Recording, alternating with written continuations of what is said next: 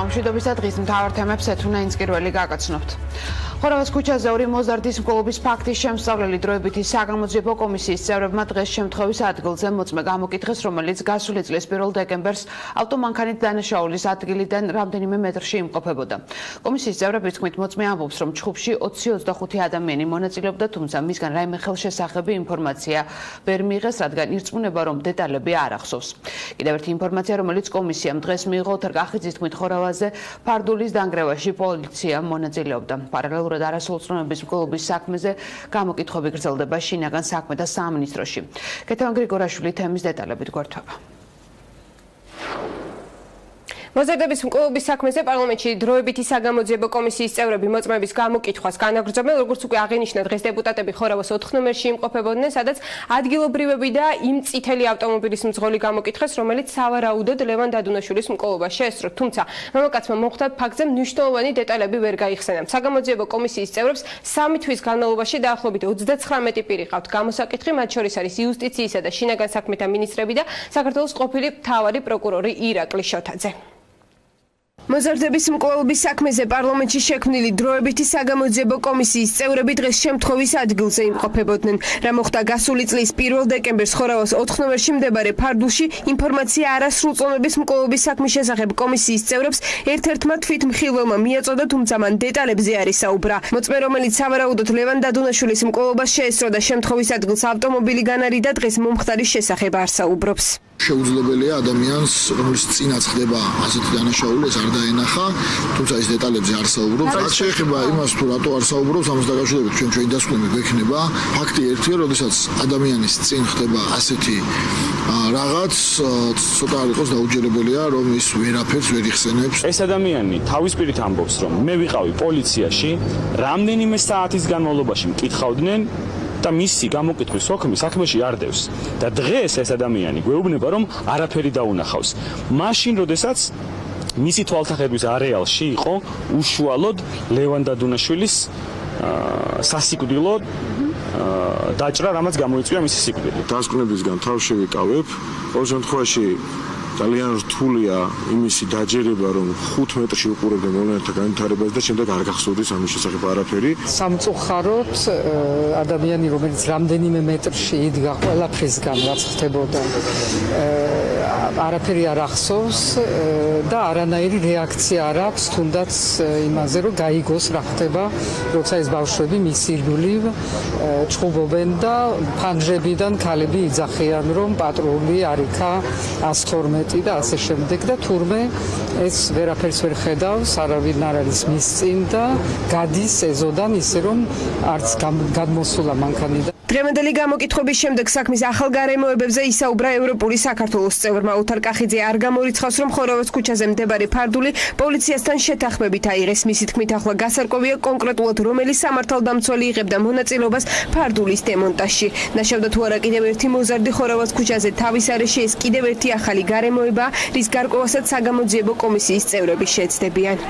ახალი ინფორმაცია მივიღეთ იმასთან დაკავშირებით, რომ ფარდულის დემონტაჟში იყო ჩართული პოლიცია. გასარკვევია რა ფორმით, კონკრეტულად რომელი პოლიციელები იყვნენ ესენი. ინფორმაცია იმის შესახებ, რომ ფარდული იყო ვინმეს კერძო საკუთრება სიმართლეს არ შეესაბამება, ეს ფარდული არ იყო პრივატიზებული და არ იყო დაკანონებული, ხოლო ფარდულის დემონტაჟზე მითითება ერთ-ერთი მნიშვნელოვანი მოწმის განმარტებით გასცაკ პოლიციამ. ასევე დღეს გავიგეთ, რომ ერთ-ერთი პირი, რომელიც საუბრობს მოზარდზე, რომელსაც თავში ჰქონდა მიყენებული დაზიანება და მას სისხლის დიოდა, ეს იყო აბსოლუტურად ბუნდოვანი, აქამდე უცნობი გარემოება. ჩვენ შესასწავლია ხა ვინ იყო ეს მოზარდი, ვიზე საუბრობს, იმიტომ რომ არც სარალიძეს და არც დადუნაშვილს ეს თავში დაზიანება ჭრილობა არ ქონიათ მიღებული. მოზარდების მკვლობის საქმეზე შინაგან საქმეთა სამინისტროში მიმდინარე გამოძიებას დღეს ოფიციალურად დაერთო ზაზა სარალიძის მიერ ჩაწერილი ფარული ჩანაწერები და მოპოვებული მტკიცებულებები. მოკლული მოზარდის მამამ გამომძიებლებს მასალები თავად გადასცა.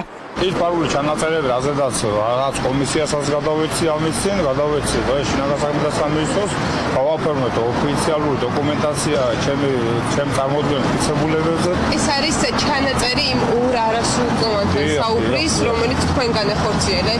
დიახ, ის ჩანაწერი იმ არასრულწლოვანთან, რომელიც წარუდგინე შინაგან საქმეთა სამინისტროსაც, კომისიასაც.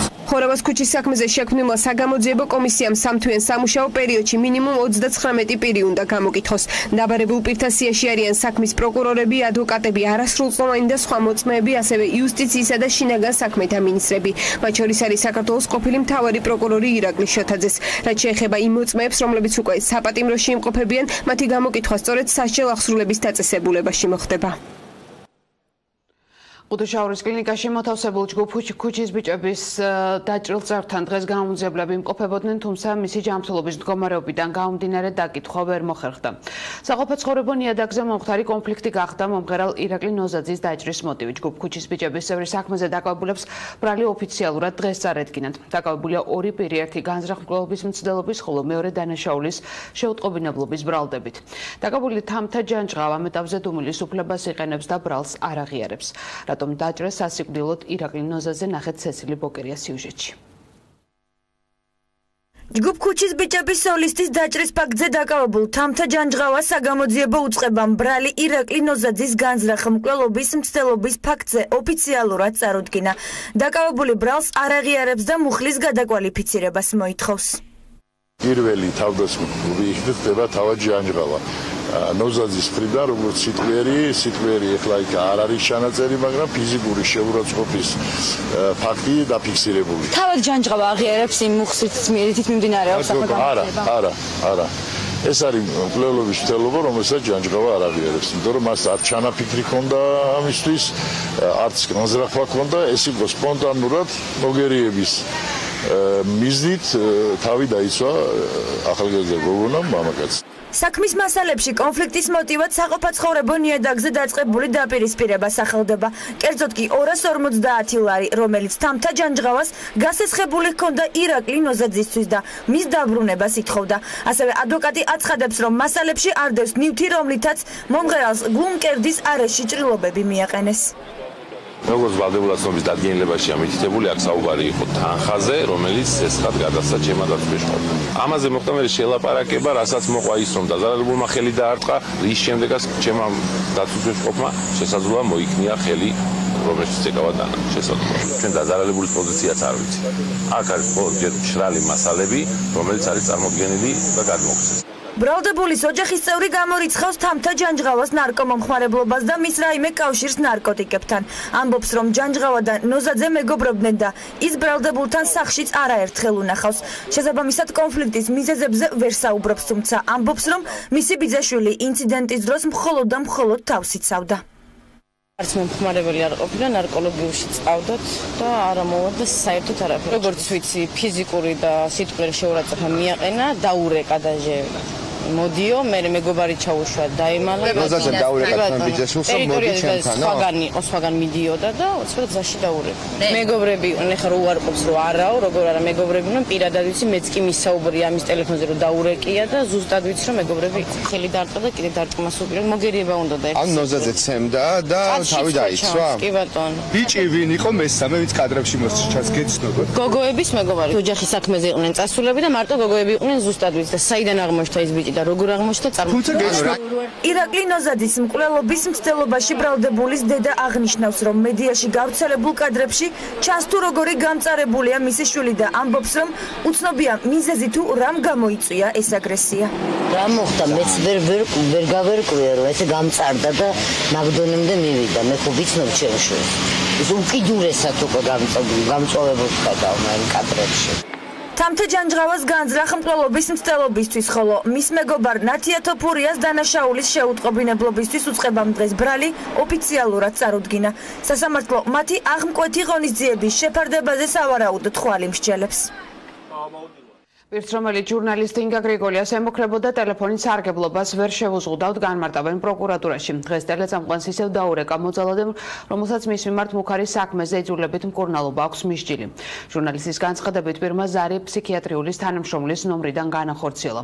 ინგა გრიგოლიას თქმით, როდესაც ადვოკატმა პროკურატურაში სცადა გარკვევა, უთხრეს, რომ ამ დრომდე არ გადაუგზავნიათ დადგენილება იმის შესახებ, რომ მოძალადეს ზარების უფლება შესწავლიდა. ინგა გრიგოლია ფიქრობს, რომ პროკურატურამ მიზანმიმართულად არ შეუწყო და აღნიშნულ პირს დარეკვის უფლება იმისთვის, რომ მასზე ფსიქოლოგიური ზემოქმედება მოეხდინათ. დღეს აღმოვაჩინე, რომ საერთოდ ვერ მიცავს მე ჩემი სახელმწიფო და კიდევ პლუს ერთი ვერ მიცავს, თუ მიზანმიმართულად ხდება ეს ყველაფერი, რაც ხდება ჩემს ცხოვრებაში. მე უკვე კითხვები მაქვს. დღეს დღის 12 საათზე ჩემს ტელეფონზე ღია ნომრიდან შემოვიდა ზარი, ხონის ფსიქიატრიული დაწესებულებიდან მირეკავდა მამაკაცი, რომელიც ამდენი წელი ჩემზე ფსიქოლოგიურად ძალადობდა და ბოლოს კარების შემომტრევით მემუქრებოდა და მე მაქვს ერთი კითხვა, სახელმწიფოსთან მაქვს ეს კითხვა. აქამდე მე მჯეროდა, რომ ეს იყოს შემთხვევით გამოჩენილი მანიაკი. დღეს უკვე აღარ მჯერა. როდესაც სასამართლო გაიმართა ამ კონკრეტული ადამიანის და გამოვიდა ეს გადაწყვეტილება, რომ ეს ადამიანი უნდა მოთავსებული იყო ხონის ფსიქიატრიულ ექსპერტიზაზე კლინიკაში, კი ბატონო, უკაცრავი კლინიკაში, მე მქონდა კომუნიკაცია იქვე ადგილზევე, პროცესის დამთავრებისთანავე, საქმის მწარმოებელ გამომძიებელთან, ცენტრალური კრიმინალური პოლიციის დეპარტამენტის ერთ-ერთ გამომძიებელთან, რომელმაც მე დამარწმუნა და ნამდვილად ვიცი, რომ ეს ესეა, რომ ჩვენ წამყვებით, როგორც წესი არ მიყვებიან გამომძიებლები ამ შემთხვევაში ბრალდებულებს, ჩვენ წამყვებით მივალთ კლინიკაში, ჩავაყენებთ საქმის კურსში ადმინისტრაციას აუცილებლად, რომ ეს ადამიანი ამ ადამიანს შეეზღუდოს გარესამყაროსთან კონტაქტი. სასამართლო და პროკურატურა აქ არაფერ შუაში არ არის და მათი მოქმედების ჩარჩოდან უკვე ეს ყველაფერი გასულია, იმიტომ რომ პაციენტი რომელიც ითვლება, რომ შეურაცხ მდგომარეობაში ჩაიდინა ესა თუ ის ქმედება, ის არ ითვლება სუბიექტად და თავისთავად ის უკვე ის ჩადენილი დანაშაულზე აღარ აღებს პასუხს და მას ენიშნება იძულებითი მკურნალობა. როგორც პროკურორის ისე გეკითხებით, როგორ წარმოიდგენიათ, რომ მოძალადე უნიკალდეს მსხვერპლ ფსიქიატრიული დაწესებულებიდან მაშინ, როდესაც აღნიშნული მოძალადე ფსიქიატრიულ დაწესებულებაში არის. აღნიშნულ საკითხთან დაკავშირებით პროკურატურამ გაავრცელა უკვე რელიზი, მეც ვერაფერს ვერ მოგახსენებთ. მის მასალებს არ ვიცნობ, იმიტომ რომ ამ საქმის პროკურორი არა ვარ, მეც ხვენძღვანელობ იმ რელიზით, რომელიც გაავრცელა პროკურატურამ, სამწუხაროდ სხვა დამატებით დეტალების შესახებ ვერაფერს ვერ მოგახსენებთ. განზრახმკვლელობის მუხლით დაიწყო შინაგან საქმეთა სამინისტრომ გამოძიება 13 ივნისის სტიქიის ადგილზე, სადაც მამაკაცის ცხედარი იპოვეს. გარდაცვლილი ძაღლების ყოფილი თავშესაფრის ნანგრევებში ნახეს და უზუსტებელი ინფორმაციით ცხედრის შესახებ ორი ვერსია ვრცელდება. შინაგან საქმეთა სამინისტრო ცნობით კი ცხედარი გახრწნილია და ექსპერტიზაზეა გადასვენებული. სანამ ოფიციალურ პასუხს გავიგებთ, მანამდე რა ვერსიები ვრცელდება, ფაქტზე რუსტენ დუმბაძე კი ამბობთ. სვანიძის ქუჩაზე მუშებმა უცნობი მამაკაცის ცხედარი იპოვეს. ის ძაღლების ყოფილი თავშესაფრის ნანგრევებშია აღმოჩენილი. მუშების ინფორმაციით ცხედარი შიშველია, არ აქვს ზედა და ქვედა კიდურები. ისინი ვარაუდობენ, რომ მთაზე არსებული სასაფლაო ჩამოიშალა და ცხედარი სავარაუდოდ მიწის ნაწილს ჩამოჰყვა, თუმცა ინფორმაციას შინაგან საქმეთა სამინისტროში არ ადასტურებენ. დღეს რომ მუშაობდით 1-2 საათის უკან მუშები გადიოდნენ იქან და დაინახეს მამაკაცის გვამი. ყველამ რო გავიგეთ, მე შორიდან შევხედეთ და პოლიციაზე დარეკა პრარამი. შეიძლება სასაფლაო ჩამოიშალა ზევით. ეს ადგილი 3 წლის წინ 13 ივნისის სტიქიის ეპიცენტრი იყო. სწორედ აქ ადიდებულმა მდინარე ვერემ 21 ადამიანის სიცოცხლე იმსხვერპლა, ხოლო დაკარგულია 3 ადამიანი. ერთ-ერთი ვერსიით ცხედარის შესაძლოა სწორედ სტიქიისას დაკარგულს ეკუთვნოდეს. სვანიძის ქუჩაზე ნაპოვნი ცხედრის ამოსაცნობად დღეს 13 ივნისს დაკარგული სერგო კაპანაძის ოჯახის წევრებიც მოვიდნენ. იმ მოლოდინით, რომ ნაპოვნი ცხედარის შესაძლოა სერგო კაპანაძის ყოფილიყო. ავადმია შინაგანად რაღაც გაწუხებს, ხო? ელემენტარულია, რომ არ მყავს მან აპონი დღემდე. რაღაცა მაწუხებს, აქედან გამომდინარე მოვედით, შემცნობის მოყარეობიდან გამომდინარე. გამორიცხავდა, რომ აქ იყოს, ხო? შემთხვევის ადგილზე მისული ვაკე საბურთალოს გამგებელი ამბობს, რომ ცხედარი საბურთალოს სასაფლაოს უკანა ტერიტორიაზეა ნაპოვნი, თუმცა მან მუშების მიერ გავრცელებული ვერსია არ დაადასტურა და განაცხადა, რომ იდენტიფიცირება ექსპერტიზის შემდეგ მოხდება.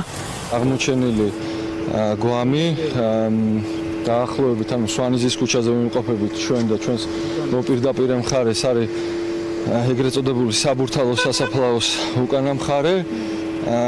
ჯერჯერობით უცნობია საიდან როგორ ანაირად შესაბამისი ორგანოები გააკეთებენ კანონით გათვალისწინებულ ღონისძიებებს. რამ გამოიწვია მამაკაცის გარდაცვალება, აქვს თუ არა მომხდარს კავშირი 13 ივნისის სტიქიასთან, ამას გამოძიება დაადგენს. შინაგან საქმეთა სამინისტრო საქმეს 100 მერვე მუხლით იძიებს, რაც განზრახ მკვლელობას გულისხმობს. დღის პოლიტიკური თემებით განვაგრძობთ გამოშვებას მთავრობის სტრუქტურული ცვლილებების შესახებ 150 კანონ პროექტიანი საკანონმდებლო პაკეტი პარლამენტს დღეს წარედგინა. დარეგისტრირების შემდეგ კი განხილვა დაჩქარებული წესით ორშაბათიდან დაიწყება ცვლილებებს რიგარეშე სხდომაზე ივლისში დაამტკიცებენ. რაც შეეხება სტრუქტურას, მართულ პარტიაში ამბობენ, რომ მცირე მთავრობის კონცეფციით დაიზოგება ადმინისტრაციული და ბიუროკრატიული ხარჯები. საპარლამენტო ოპოზიცია კი რეალურ ცვლილებებს არ ელოდება და ქართულ ოცნებას სიცრუეში ადანაშაულებს. ვინ იქნება ახალი პრემიერის 11-კაციანი გუნდი მომდევნო კვირაში გახდება ცნობილი, მანამდე რა ერქმევათ ახალ უწყებებს, ნახეთ ნინო ელიკაშვილის სიუჟეტში. გაერთიანებული სამინისტროების ახალი სახელწოდებები უკვე ცნობილია.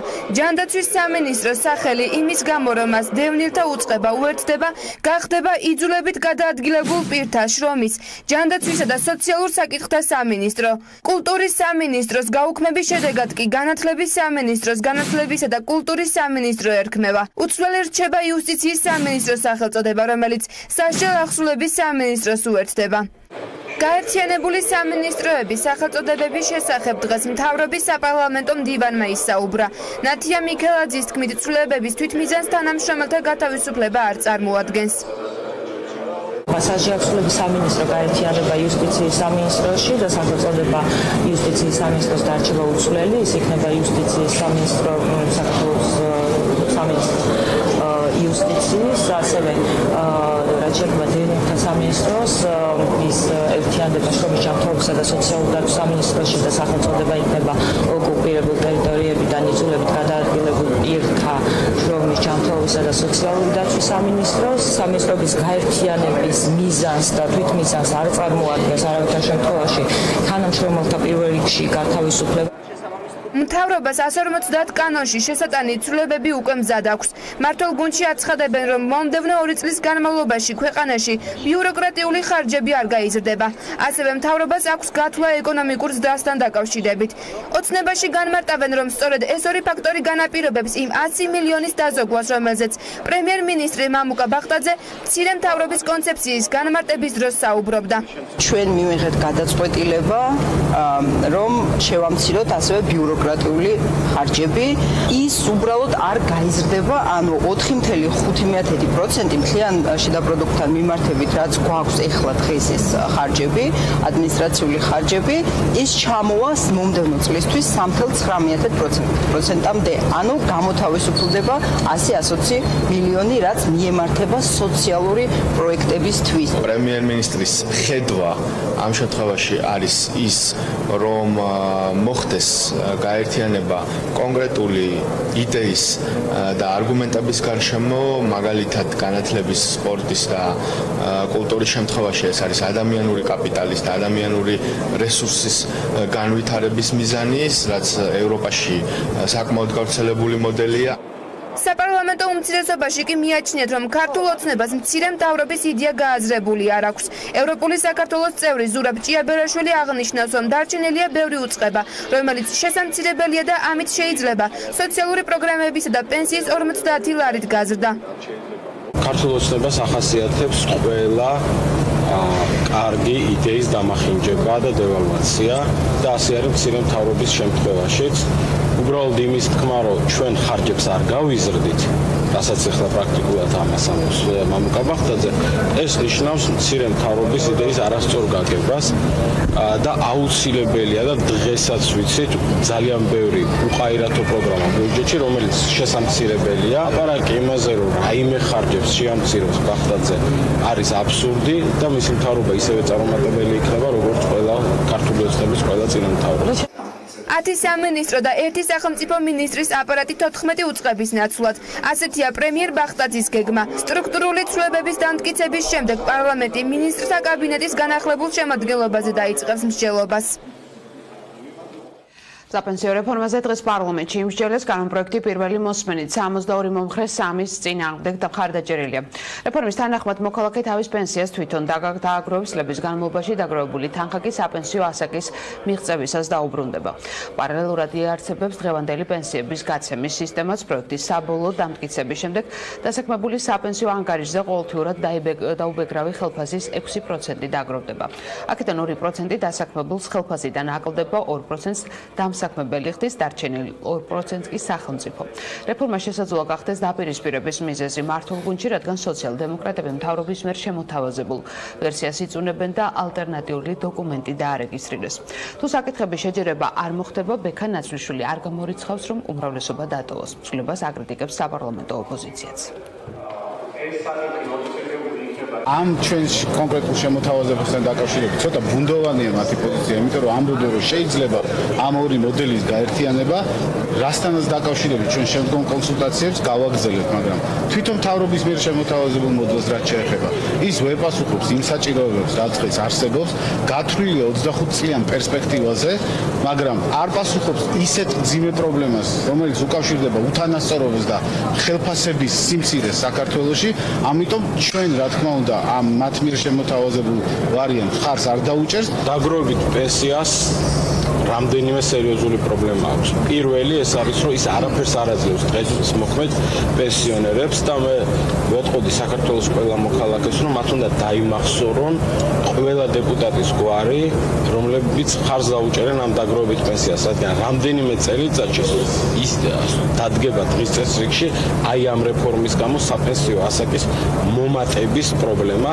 40 წელს ქვემოთ ადამიანებში ისედაც მაღალია უმუშევრობა და კიდევ უფრო მეტად გაიზრდება უმუშევრობა. და მესამე, ეს არის დამატებითი გადასახადი, რომელიც საბოლოო ჯამში ტვირთად უბრალოდ ბიზნეს კი არ აწვება და ეკონომიკურ ზრდას კი არ აფერხებს, არამედ ეს აისახება მთელ მოქალაქეებზე. დღეს ჩვენ გვაქვს რომ მიუხედავად იმისა, ვინ ამდენ სიხდით და თავის დროზე ხელფასთან გადასახადს, ყველა ვიღებთ, რაღაც გამონაკლისების გარდა, ყველა ვიღებთ საბაზისო ერთიან პენსიას, რომ რაც ყოველთვის მიჩნეული იყო, რომ არის ამ საპენსიო სისტემის ნაკლოვანება, იმიტომ რომ სტაჟის თუ დამსახურების რადგან ის დაუძახოთ სტაჟის და ხელფასის ოდენობის მიხედვით არ ხდებოდა პენსიების დიფერენცირება. ამ ახალი რეფორმის იდეა არის, რომ სწორედ მოხდეს, ანუ ვინც იხდიდა მეც, იმან მიიღოს უფრო მეტი პენსია. ეს მე მგონი მხოლოდ სამართლიანია. სხვა თემა არის სოლიდარობის თემა, ხომ? ანუ ვინც არის ღარიბი, ვინც არის დასაქმებული, ამ ვისაც ჰქონდა უფრო მცირე შემოსავალი, მცირე ანაზღაურება, მცირე ხელფასი, მათთვის გათვალისწინებულია გარკვეული სოლიდარული მექანიზმი. ამ რეფორმაშიც, მაგრამ ისაც გვთავაზობთ სოციალ-დემოკრატები, ეს კომპონენტი უფრო ასე ვთქვათ, კვეთრად არის უხეშათაურად გამოხატული.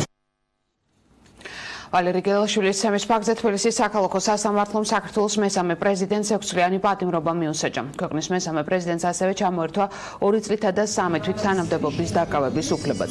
მოსამართლემ მიღებული განაჩენის გამოცხადების შემდეგ პოლიტიკური სარჩული გამორიცხა. საქართველოს პარლამენტის წევრზე 2005 წელს შერაღებული თავდასხმისა და მისი ცემის საქმეზე მიხეილ სააკაშვილს ძალადობით სამსახურებრივი უფლებამოსილების გადამეტება და ჯანმრთელობის განზრახ მძიმე დაზიანების ორგანიზება ედებოდა ბრალად. მასთან ერთად ამავე საქმეზე პასუხისგებაში შინაგან საქმეთა ყოფილი მინისტრი ივანე მერაბიშვილი, სპეციალური ოპერატიული დეპარტამენტის ყოფილი უფროსი ერეკლე კოდუას და ამავე დეპარტამენტის სამმართველოს ყოფილი უფროსი გია სირაძე მიეცნენ. საკალათო სასამართლოს მიერ მიღებულ გადაწყვეტილებას პროკურატურა ეთანხმება, თუმცა ვალერი გელაშვილის მხარე მიიჩნევს, რომ სასამართლოსთვის სააკაშვილს მაქსიმალური სასჯელი უნდა მიესაჯა, რაც 12 წლამდე თავისუფლების აღკვეთას გულისხმობს. მიხეილ სააკაშვილის ცნობილი დღეს დამნაშავე საქართველოს სისხლის სამართლის კოდექსის 25-107 მუხლის მეხუთე ნაწილის 1 პუნქტითა და 323 მუხლის მესამე ნაწილის 1 პუნქტით და სასჯელის სახედას რომად გარისაზღვროს. სისხლის სამართლის კოდექსის 25-117 მუხლის მეხუთე ნაწილის 1 პუნქტით თავისუფლების აღკვეთა 8 წლის ვადით, რაც ამნისტიის შესახებ საქართველოს 2012 წლის 28 დეკემბრის კანონის 16 მუხლის საფუძველზე შეუმცირდეს 1/4 და გარისაზღვროს თავისუფლების აღკვეთა 6 წლის ვადით. ახმედ ჩატაევის გზავნილი ISIS-ის ლიდერს გაზეთმა კვირის პალი ტრამპერი გაბრიელ სავლოსის გამზირზე ლიკვიდირებული ახმედ ჩატაევის ხმოვანი გზავნილი მოიპოვა, რომელიც გამოცემის ცნობით ISIS-ის ერთ-ერთ ლიდერს აბუ ჯიჰადს იგივე ისლამ ატაბიევს გაუგზავნა. ჩანაწერი სავარაუდოდ 2017 წლის ზამთარშია გაკეთებული, სადაც საუბარია თურქეთში დასაგეგმ ტერაქტებზე. სხვა საკითხებთან ერთად ჩანაწერში ჩატაევის საქართველოს შესახებაც ყვება არსებობს. საფუძვლიანი ეჭვი, რომ სწორედ ამ ჩანაწერით დასტურდება გარდაცვალებამდე საერთაშორისო ტერორიზმის ბრალდებით ზებნილი ჩატაევის განზრახვა თურქეთში და თუ საჭირო გახდებოდა საქართველოშიც ტერაქტები მოეწყო. какое место надо искать, ресторан, где они собираются, вот такие вещи есть, из-за того, что зима, короче, а если что, я заодно еще в Грузии сделаю, короче, это вообще здесь рядом же, но я знаю, если чуть жарко будет, Грузия уже в Турцию не так уже будет забита, она и американцами в гостинице. Я съемки оттуда, это пока между нами. მესაზღვრე, რომლის გადმოსაცემად შინაგან საქმეთა სამინისტრო რუსულ მხარესთან მოლაპარაკებას აწარმოებს 13 წელია სასაზღვრო პოლიციაში მსახურობს. კახარიას უწყების ინფორმაციით გუშინ საქართველოს სასაზღვრო პოლიციის ლაკოდეხის სამმართველოს 2 მესაზღვრე მიღებული გეგმიური დავალების შესაბამისად საქართველოს რუსეთის ფედერაციის სახელმწიფო საზღვრის დაღესტნის მონაკვეთზე გადავიდა მორიგი დროებითი საგაზაფხულო საგუშაგოს გასახსნელად. გარკვეული დროის განმავლობაში მესაზღვრეებთან კომუნიკაცია შეწყდა, რის შედეგადაც დაიწყო ძებნის ღონისძიება. პარალელურად საქართველოს შინაგან საქმეთა სამინისტროს სასაზღვრო პოლიციის დეპარტამენტის მიერ დადგინდა, რომ ქართველი მესაზღვრეები რუსეთის ფედერაციის ტერიტორიაზე იმყოფებოდნენ. მხარებს შორის მიღწეული შეთანხმების შედეგად ქართველი მესაზღვრეების გადმოცემა უნდა მოხდეს მიმდინარე წლის 29 ივნისს. მესაზღვრეების დაბრუნების შემდეგ ქართული მხარე ინციდენტს დეტალურად გამოიკვლევს და ყველა შესაბამის პროცედურას განახორციელებს. გაუჩინარებული მესაზღვრეები ლაგოდეხის მუნიციპალიტეტის სოფელ შრომასა და პატარა გორიდან არიან.